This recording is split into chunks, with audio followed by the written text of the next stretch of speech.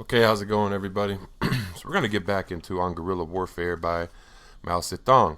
This is going to be Chapter 6. This is the political problems of guerrilla warfare. So let's go ahead and get into this. I think it's a short chapter. Yeah, it's a short chapter. Let's go ahead and get into this. In Chapter 1, I mentioned the fact that guerrilla troops should have a precise conception of the political goal of the struggle and the political organization to be used in attaining that goal. This means that both organization and discipline of guerrilla troops must be at a high level so that they can carry out the political activities that are the life of both the guerrilla armies and of revolutionary warfare.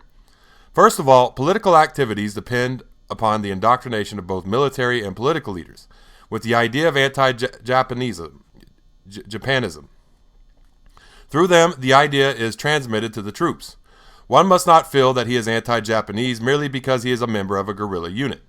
The anti-Japanese idea must be an ever-present conviction, and if it is forgotten, we may succumb to the temptations of the enemy, or be overcome with discouragements. In a war of long duration, those whose conviction that the people must be emancipated is not deep-rooted are likely to become shaken in their faith or actually revolt. Without the general education that enables everyone to understand our goal of driving out Japanese imperialism and establishing a free and happy China, the soldiers fight without conviction and lose their determination. The political goal must be clearly and precisely indicated to inhabitants of guerrilla zones and their national consciousness awakened. Hence, a concrete explanation of the political systems used is important not only to guerrilla troops, but to all those who are concerned with the realization of our political goal. The Kuomintang has issued a pamphlet entitled System of National Organization for War, which should be widely distributed throughout guerrilla zones. If we lack national organization, we will lack the essential unity that should exist between the soldiers and the people. A study and comprehension of the political objectives of this war and of the anti-Japanese front is particularly important for officers of guerrilla troops. There are some militarists who say, "We are not interested in politics, but only in the profession of arms." It is vital that these simple-minded militarists be made to realize the relationship that exists between politics and military affairs. Military action is a method used to attain the political goal. While military affairs and political affairs are not identical, it is impossible to isolate one from the other. It is to be hoped that the world is in the last era of strife. The vast majority of human beings have already prepared and are preparing to fight a war that will bring justice to the oppressed peoples of the world. No matter how long this war may last, there is no doubt that it will be followed by an unprecedented epoch of peace. The war that we are fighting today for the emancipation of the Chinese is a part of the war for the freedom of all human beings, and the independent, happy, and liberal China that we are fighting to establish will be a part of that new world order. A conception like this is difficult for the simple-minded militarist to grasp, and it must therefore be carefully explained to him. There are three additional matters that must be considered under the broad question of political activities. These are political activities first, as applied to the troops, second, as applied to the people, and third, as applied to the enemy. The fundamental problems are, first, spiritual unification of officers and men within the army. Second, spiritual unification of the army and the people. And last, destruction of the unity of the enemy. The concrete methods for achieving these unities are discussed in detail in pamphlet number 4 of this series entitled Political Activities in Anti-Japanese Guerrilla Warfare. A revolutionary army must have discipline that is established on a limited democratic basis. In all armies, obedience of the subordinates to their superiors must be exacted. This is true in the case of guerrilla discipline, but the basis for guerrilla discipline must be the individual conscience. With guerrillas, a discipline of compulsion is ineffective.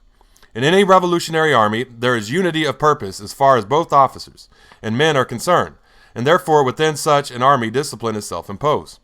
Although discipline in guerrilla ranks is not as severe as in the ranks of orthodox forces, the necessity for discipline exists. This must be self-imposed, because only when it is the soldier able to understand completely why he fights and why he must obey.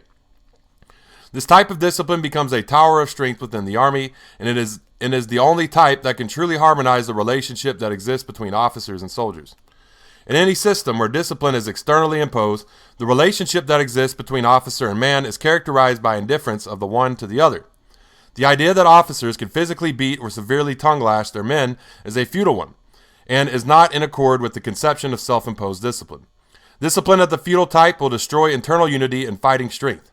A discipline self-imposed is the primary characteristic of a democratic system in the army. A secondary characteristic is found in the degree of liberties accorded officers and soldiers. In a revolutionary army, all individuals enjoy political liberty, and the question, for example, of the emancipation of the people must not only be tolerated but discussed, and propaganda must be encouraged. Further, in such an army, the mode of living of the officers and the soldiers must not differ too much, and this is particularly true in the case of guerrilla troops. Officers should live under the same conditions as their men, for that is the only way in which they can gain from their men the admiration and confidence so vital in war. It is incorrect to hold to a theory of equality in all things, but there must be equality of existence in accepting the hardships and dangers of war. Thus, we may attain to the unification of the officer and the soldier groups, a unity both horizontal within the group itself and vertical, that is, from the lower to higher echelons. It is only when such unity is present that units can be said to be powerful combat factors. There is also a unity of spirit that should exist between troops and local inhabitants. The 8th Route Army put into practice a code known as the 3 Rules of the 8 Remarks. The 3 Rules and the 8 Remarks, which we list here. Rules. 1. All actions are subject to command. 2. Do not steal from the people. 3. Be neither selfish nor unjust. Then the remarks. Replace the door when you leave the house. 2. Roll up the bedding on which you have slept. 3. Be courteous. 4. Be honest in your transactions. 5. Return what you borrow. 6. Replace what you break. 7. Do not bathe in the presence of women. 8. Do not, without authority, search the pocketbooks of those you arrest. So, it says, on the first remark, replace the door when you leave the house. It has an asterisk down here. It says, in summer, doors were frequently lifted off and used as beds. Okay, so the Red Army adhered to this code for 10 years, and the 8th Route Army and other units have since adopted it.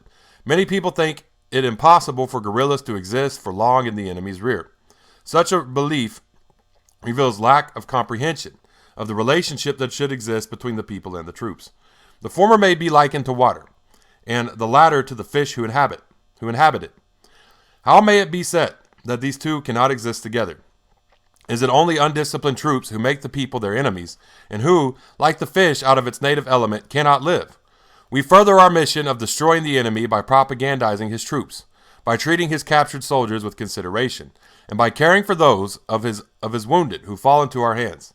If we fail in these respects, we strengthen the solidarity of our enemy. Okay. Yeah, so that was, what does it say here? The political problems of guerrilla warfare. So, yeah, okay. Well, yeah, thank y'all for tuning in. Facebook, Twitter, YouTube, TikTok, Tumblr, Medium. All of these are Marxist law.